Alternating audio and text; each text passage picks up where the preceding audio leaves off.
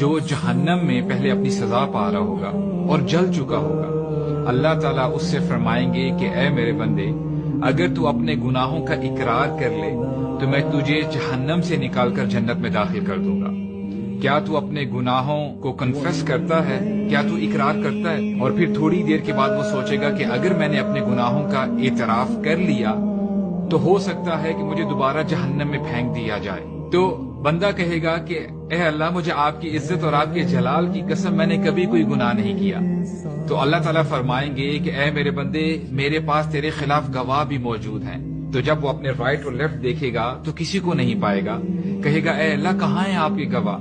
تو اللہ تعالیٰ اس کی سکن کو حکم دیں گے کہ اس کے جو چھوٹے گناہ ہیں، مائنر سنز ہیں، وہ بتاؤ۔ اور جیسے ہی وہ بتانا شروع کرے گی، بندہ بول اٹھے گا کہ اے اللہ، بس بس، میں نے بہت بڑے بڑے گناہ کیے ہیں۔ اور جب نبی کریم صلی اللہ علیہ وسلم یہ حدیث سنا رہے تھے صحابہ اکرام کو، وہ اتنا مسکرائے، وہ ایسے ہنسے کہ ان کے مولر ٹیتھ نظر آ رہے تھے۔